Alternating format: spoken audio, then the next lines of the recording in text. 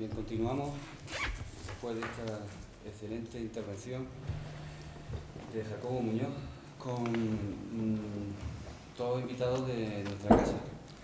Óscar Barroso es profesor contratado en el Departamento de Filosofía 2. Se dedica fundamentalmente a la antropología filosófica y tiene gran interés interdisciplinar, de modo que sus investigaciones están transitando por la sociología también, por la filosofía política. Ambos son un hervidero de ideas, ¿no? Y los dejo con... Bueno, esta es la mesa de los resfriados, por lo que puedo ver. Yo voy a... El trabajo que lleva por título Terapia del criterio o cómo vivir en un mundo saturado, y puede entenderse como una segunda parte, a veces dicen que las segundas partes nunca fueron buenas, ¿verdad?, respecto al trabajo que presenté el año pasado, en las primeras jornadas que tuvimos, que llevaba por título Patologías del criterio en la era de la globalización, y que era un trabajo mucho más acabado que voy a presentar ahora. Voy a dar algunas pinceladas. El tema me ha parecido bastante más complejo, quizá porque construir siempre ha sido más difícil para los filósofos que criticar, ¿verdad?, que el tema que enfrenté el año pasado dedicado a las patologías. El trabajo sobre patologías está publicado en el libro colectivo Occidente Enfermo, que está accesible libremente en Internet, ¿no?, en el repositorio de la UGR, ¿no? Aún así, yo voy a hacer un pequeño resumen de lo que allí dije, porque es fundamental para que se entienda lo que quiero presentar aquí hoy. El resumen es muy apretado, por lo tanto no desesperéis, ¿no?, en estas primeras 2 páginas, que son muy apretadas en ideas, ¿no?, y después la cosa se relajará un poco, espero, ¿no?, en el texto. Mi objetivo en aquel trabajo era mostrar que las patologías del criterio constituyen uno de los síntomas más clarividentes del nuevo malestar de la civilización. Si el criterio apunta a la capacidad de juzgar, de establecer normas desde las que poder proceder a una demarcación mínima entre lo verdadero y lo falso, lo correcto y lo incorrecto, lo bueno y lo malo, etc., un criterio patológico será aquel en el que la capacidad de juzgar no funciona de manera adecuada. 2 son los males que afectan hoy en su sentido más radical a la capacidad del juicio: el empobrecimiento y la saturación de realidad, y verdad en su actualización intelectiva. El mal no se encuentra en el juicio, sino que es anterior a él. Para que haya oposición entre lo verdadero y lo falso, hemos de sentir la fuerza de la realidad en nosotros. Llamamos a la ratificación de esta presencia, siguiendo a Zubiri, verdad real. Entre los distintos caracteres de la verdad real se encuentra uno de origen hebreo y que resulta fundamental para un enfoque antropológico existencial: la confianza, entendida como la vivencia de que habitamos en un mundo firme y seguro, que posibilita nuestras proyecciones hacia el futuro y nuestra realización histórica. Esta confianza en la realidad es a una instalación en el bien y en la belleza, en tanto que nuestro estar en la realidad es, de forma simultánea, además de intelectivo, sentimental y volitivo. Respecto al bien, se trata de un sentir basal y radical de la realidad, previo a la dualidad entre bien y mal. Ciertamente esta cosa o aquella otra concretas podrán ser buenas o malas, pero lo que ha de tener un sentido radical de bondad, si la vida ha de poder ser vivida, es la realidad misma, en tanto que fuente que permite mis apropiaciones concretas, mi realización efectiva. Para aquella persona que haya dejado de sentir la capacidad fontanal de la realidad, sencillamente la vida ha dejado de tener sentido. Respecto a la belleza, se trata del sentimiento de la realidad como temperie, como aquello que templa mi existencia, un sentimiento anterior al dual según el cual esta o aquella realidad concretas pueden hacerme sentir bien a la temperie, bien a la intemperie. Observamos cómo con ello los que tradicionalmente eran conceptos trascendentales pasan a constituirse en existenciales, en condiciones de una existencia auténtica. Si verdad, belleza y bien constituyen condiciones de posibilidad de una vida digna, tanto su empobrecimiento como su saturación pueden conducir a una vida indigna. El empobrecimiento de la realidad sentida, la pérdida de asiento y confianza en ella, está a la base de la patología del criterio más propia de Occidente hoy. La vida se convierte entonces en algo inseguro. Esta inseguridad es una potente arma de alienación existencial, priva al sentimiento y a la voluntad de la realidad, con lo que se ven necesarios y respectivamente abocados a la intemperie y la desmoralización. En mi anterior trabajo analicé la posición de Bauman al respecto. A su juicio, el concepto clave para entender esta situación es algo que podría traducirse por incertidumbre, ausencia de protección y precariedad. Es un sentimiento de inestabilidad, de que no existe un punto fijo en el que situar la confianza.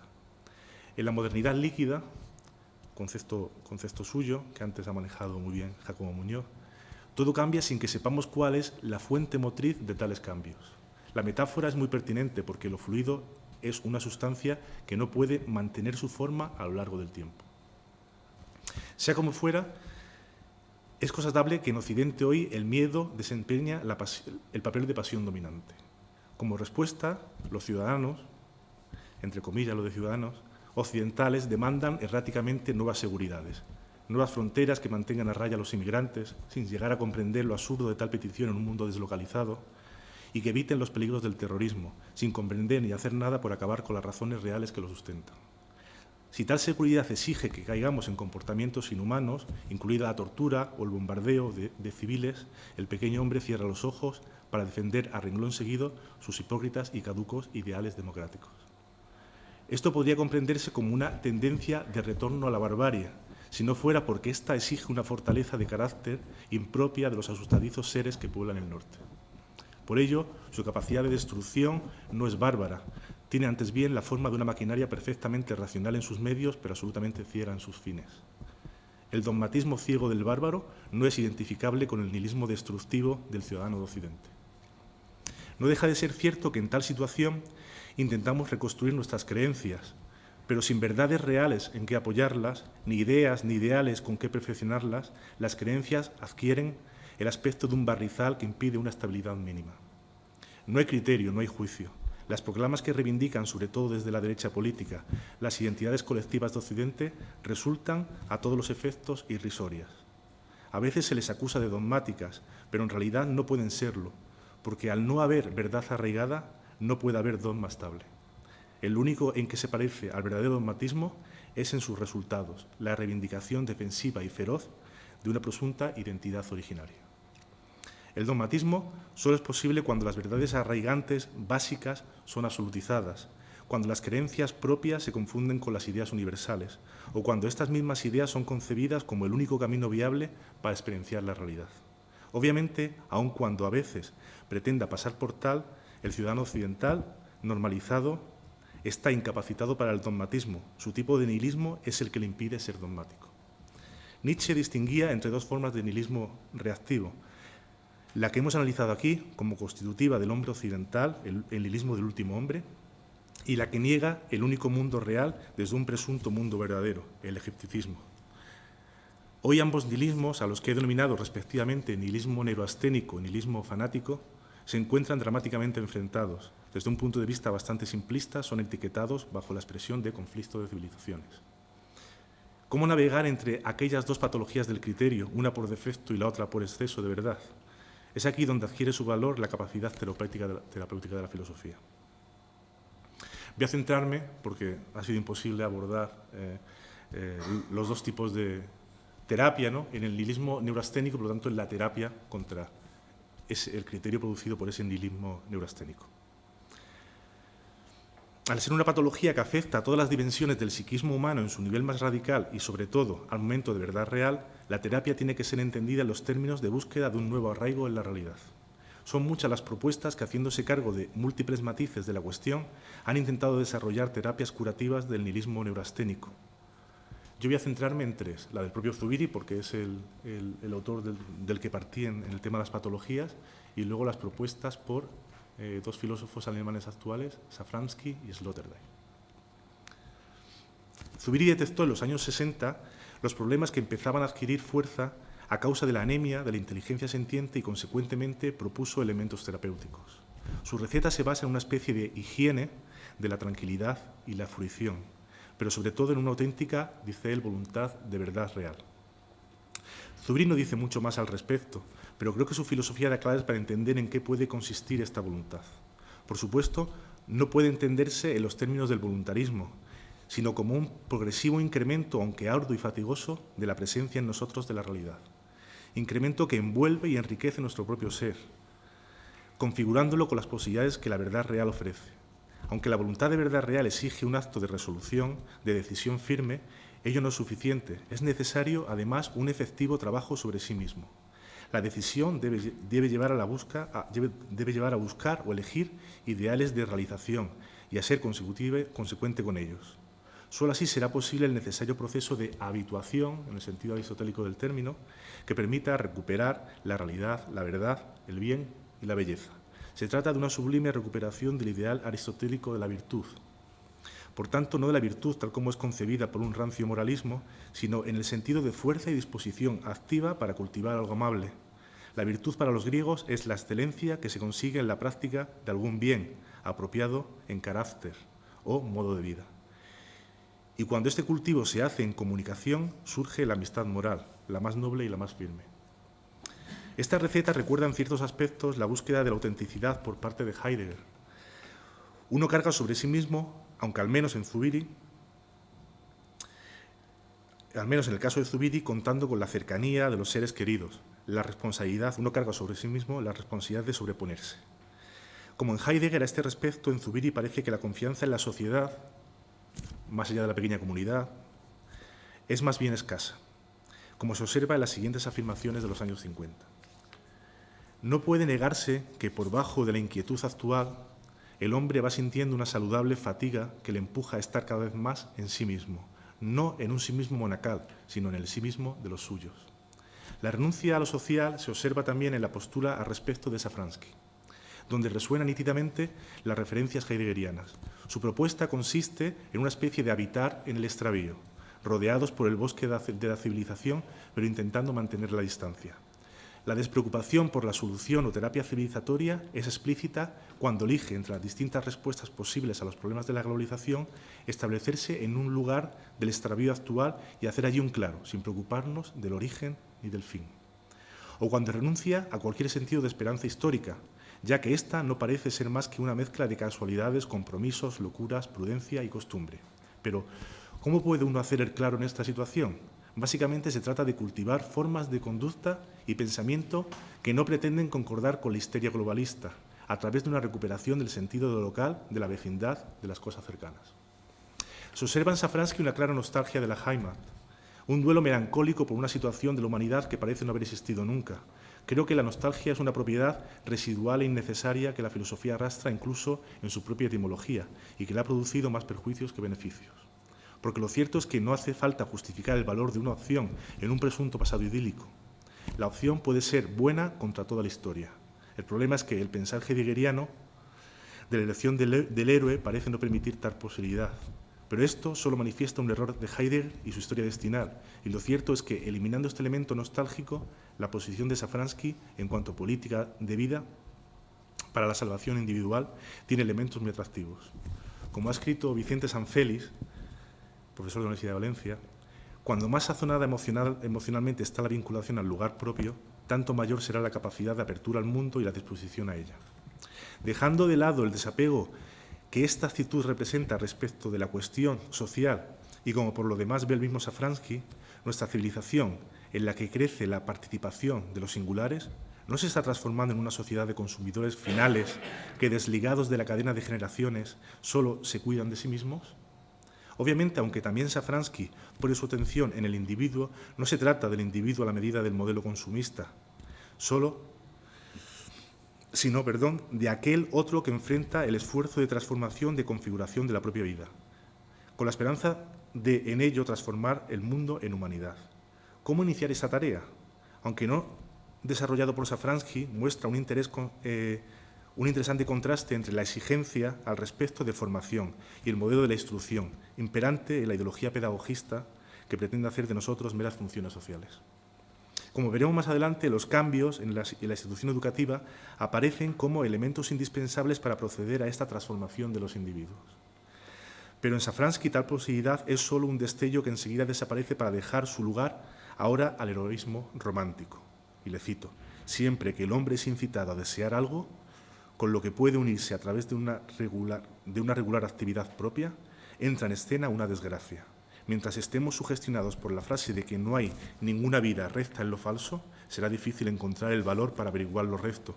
la actividad propia por iniciativa de cada uno. Sin duda es cierto que para recuperar el arraigo existencial es necesaria una resolución individual. Tomar conciencia de que quien quiera configurar su propia vida ha de conocer el punto en el que es necesario renunciar a dejarse dar formato y dejarse informar.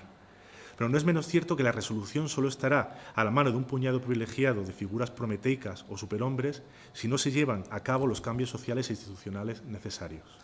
Por lo demás, el modelo basado en el ser ejemplar que pretende transformar el mundo a través de la propia humanidad ha de resonar en un mundo saturado de información y, lo que es peor, de desinformación, como una voz en el desierto.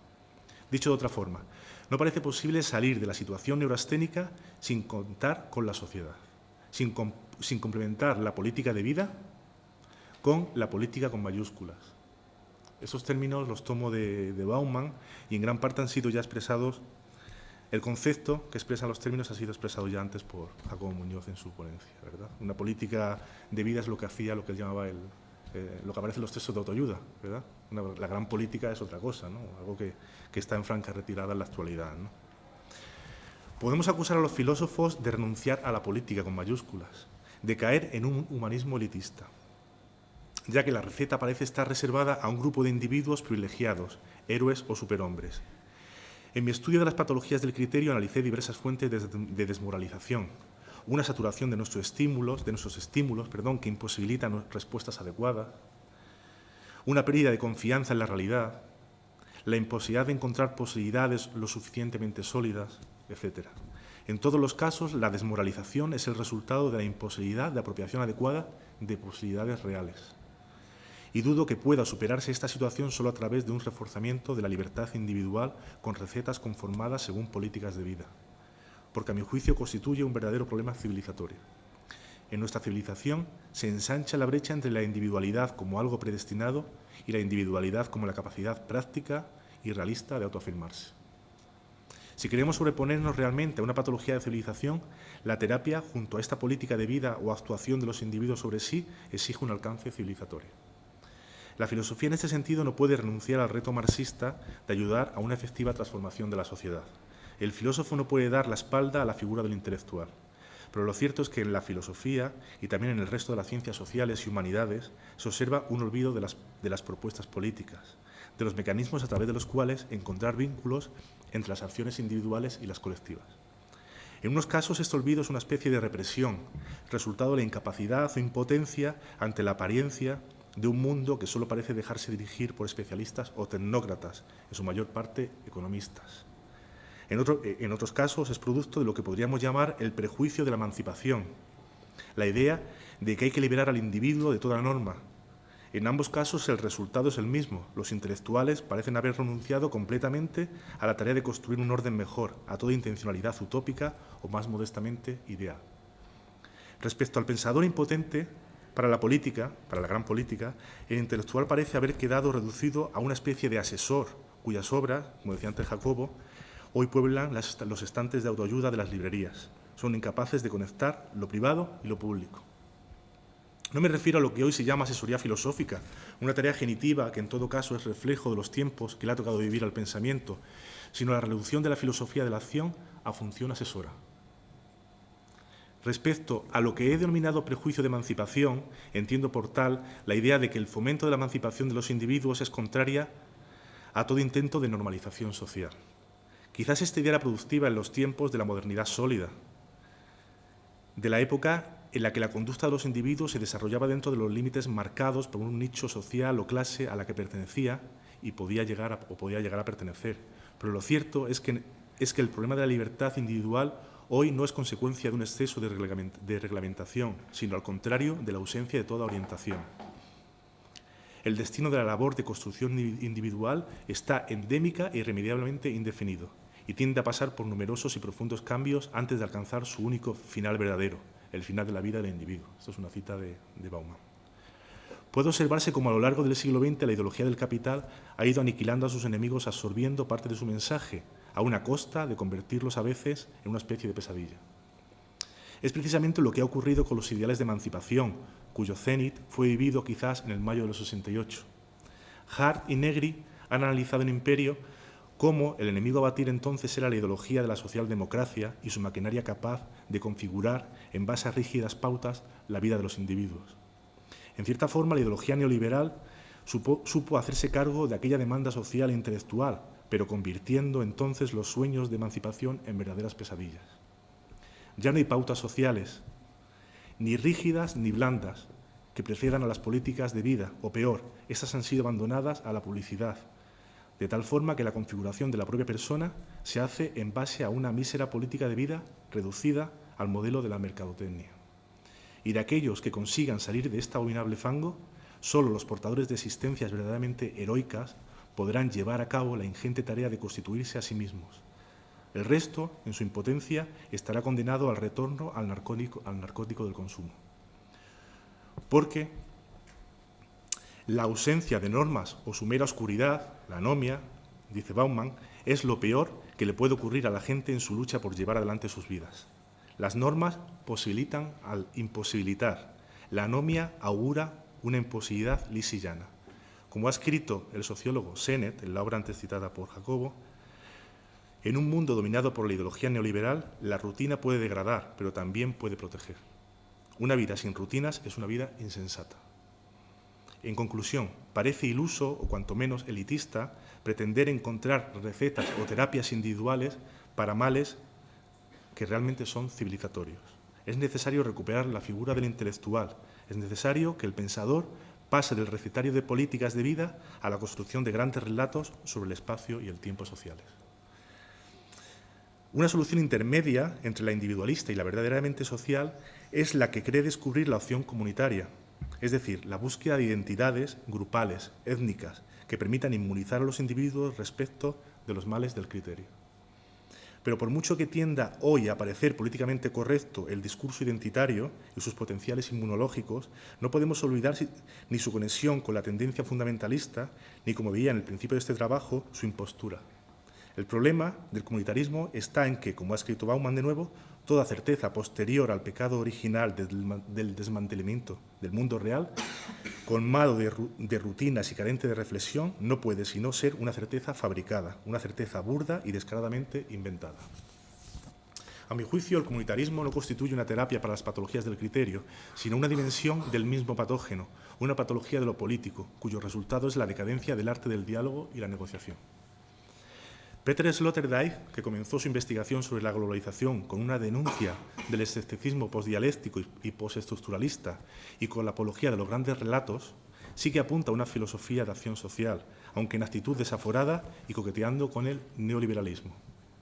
Con un claro apego a la distinción entre mundo histórico y poshistórico de Fukuyama, establece una diferencia entre un mundo en el que aún se dan las acciones unilaterales, a las que mira con cierta nostalgia, y aquel que propiamente podemos llamar mundo globalizado. Un mundo interior al capital en el que se da una especie de inmanencia mágica transfigurada por el lujo y el cosmopolitismo. En este Crystal Palace, como él dice, se desarrolla en un interior aplicado, en un espacio ordenado domésticamente y climatizado de forma artificial en el que reina el barullo hedonístico y donde los aclamados derechos humanos son en realidad el proyecto de una marcha hacia un confort cada vez mayor y una libertad cada vez más entendida como autorrealización de los consumidores.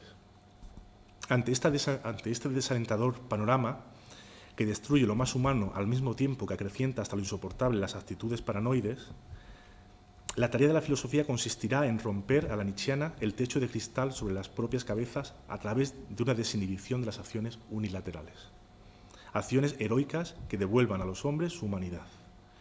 Si tenemos en cuenta que el modelo del héroe que Sloterdijk tiene en mente es el del conquistador aventurero y desinhibido y que reduce los problemas de la sociedad occidental a los de un hedonismo insustancial, entendemos por qué su propuesta de acción filosófica resulta tan atractiva en los círculos del neoliberalismo más refinado. Y por qué el filósofo alemán de moda llega a publicar en uno de esos medios, lo cito, a favor de la mano dadivosa y en contra del Estado social alemán.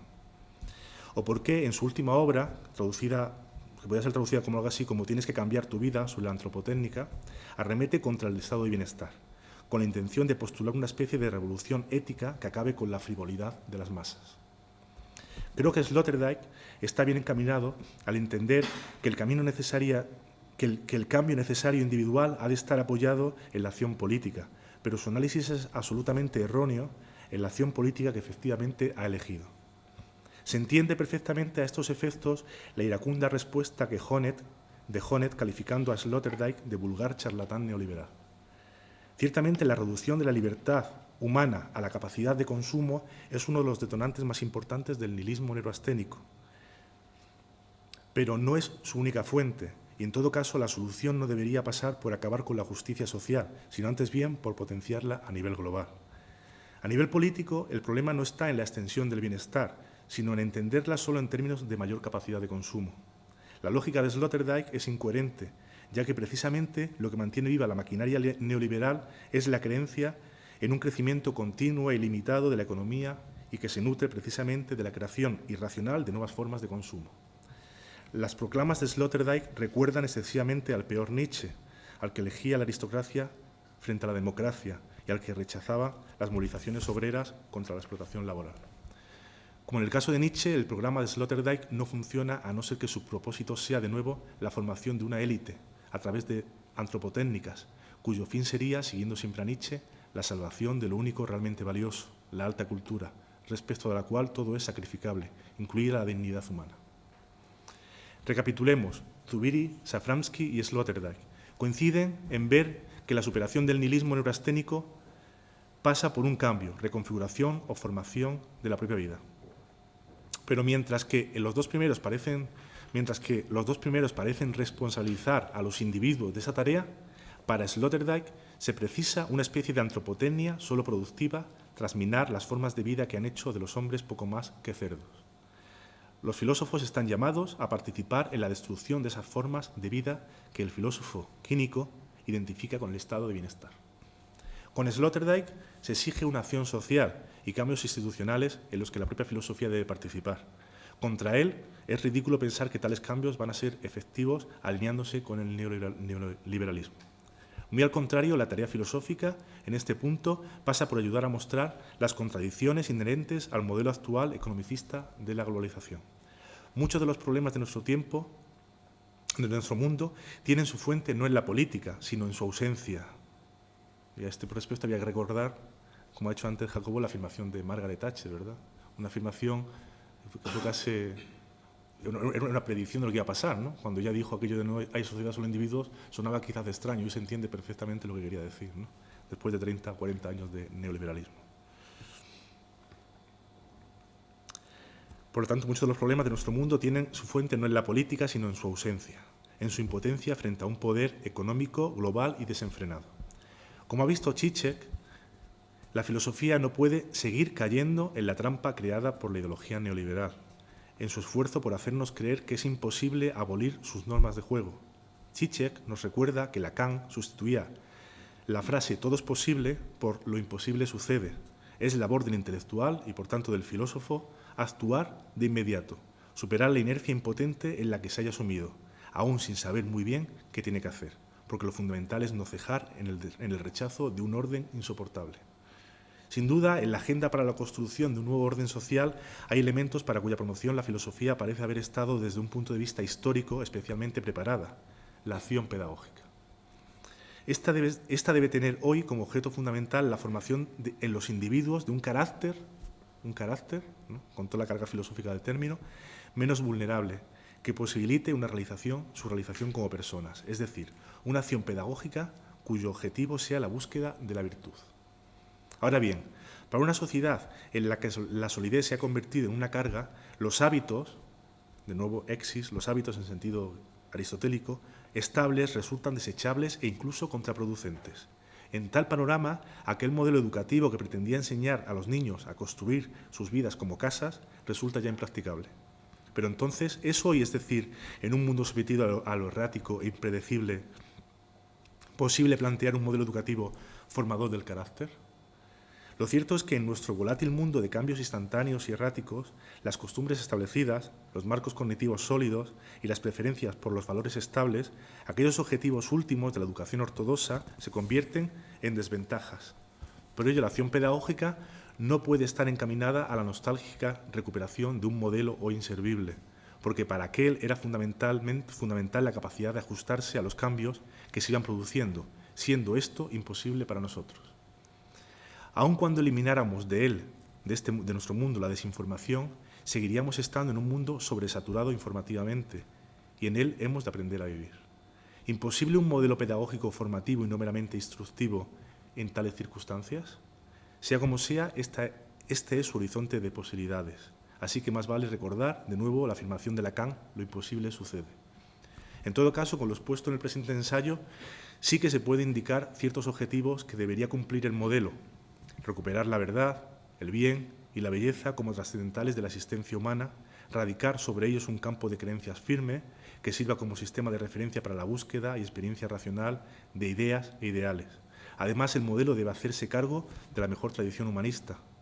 En este sentido, debe basarse en ideales sólidos de realización humana, esbozos sobre los cuales trabajar en el fomento de los hábitos y formación del carácter necesarios para facilitar una adecuada apropiación de los bienes encaminados a la realización de aquellos ideales. Pero, ¿acaso no es precisamente el humanismo aquello proclamado a los cuatro vientos por la pedagogía contemporánea? Hemos de evitar aquí una confusión.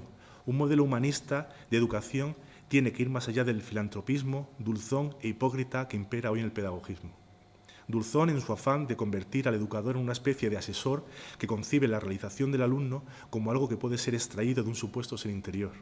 Hipócrita en tanto que con este falaz proceder, cuyo resultado es la reducción del carácter de las personas a meros circuitos pulsionales, enmascara su verdadero telos, la instrucción de los individuos con el fin de aumentar su rentabilidad económica. El verdadero humanismo siempre supo que el camino a seguir para la realización virtuosa de la persona no se halla en un supuesto interior a ésta, como una llamada a descubrir, sino en la apropiación de ideales construidos por héroes, líderes, intelectuales, reformadores morales, vidas ejemplares. El nombre es lo de menos. Lo fundamental es la toma de conciencia de la imposibilidad de alcanzar la realización sin tener frente a sí una instancia superior de valoración que sirva como norma. Una educación verdaderamente humanista debe consistir, por lo tanto, en la mostración al alumno de dichos ideales y la dotación de herramientas para que se realicen en él. En otro lugar he hablado de dos formas de verdad en la experiencia racional moral: la conformación y el encuentro. Los ideales de realización que uno ha elegido deben ser experienciados para lograr su verificación. Esto ocurre, por un lado, cuando pueden ser conformados a la existencia de los individuos, cuando el ideal pasa de posible a real, y por otro lado, en un mundo de creencias múltiples, la verificación es posibilitada también por el encuentro entre distintos ideales, único medio para preservarse contra el dogmatismo, para alcanzar una verdadera justificación y para abrir el camino hacia lo universal. Los ideales, y ya voy acabando, son propuestas racionales y como tales pueden ser probados en la experiencia. Si aguantan la prueba, consistente básicamente en la posibilidad que tienen de conformarse a las condiciones materiales y sociales y en ver si permiten un adecuado encuentro con otros ideales, entonces dichas propuestas adquieren el grado de verdades morales. Los ideales son necesariamente plurales, porque las formas en que se puede realizar el ser humano son múltiples. Ningún ideal puede agotar la realidad moral, porque esta realidad es en sí misma abierta, porque la búsqueda racional no tiene en sí misma fin y porque una realización absoluta es incoherente con la locura que caracteriza intrínsecamente al ser humano. Cuando distintos ideales conformados con la realidad se encuentran, alcanzan un mayor grado de verdad a través de un proceso de universalización.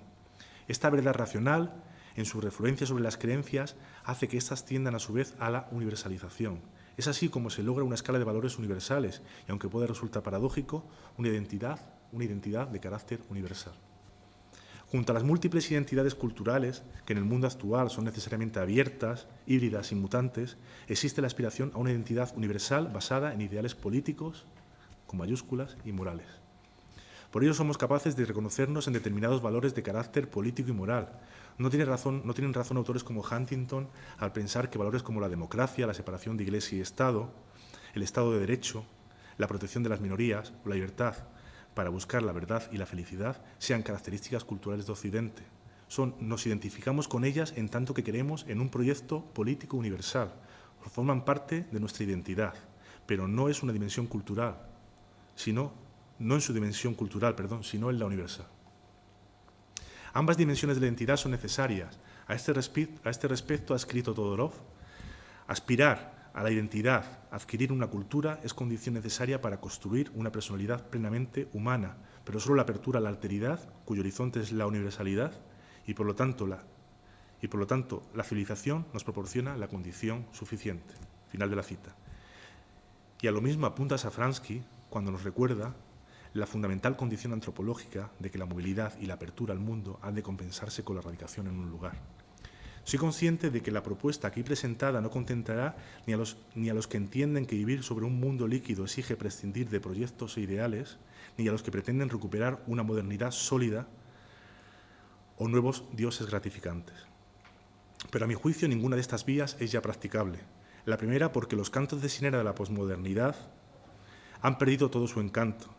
Ni aceptamos que en la confusión, la desorientación y la pluralización infinita estén la libertad y una vida mínimamente habitable, ni se nos puede convencer de que sus ideas constituyen elementos subversivos respecto de un poder y un orden económico que son en su misma esencia posmodernos. La segunda opción, porque tanto la licuación de la modernidad como la muerte de Dios son fenómenos civilizatoriamente irreversibles. Y aquí acabo. Perdón que me he extendido creo un poco más de la cuenta.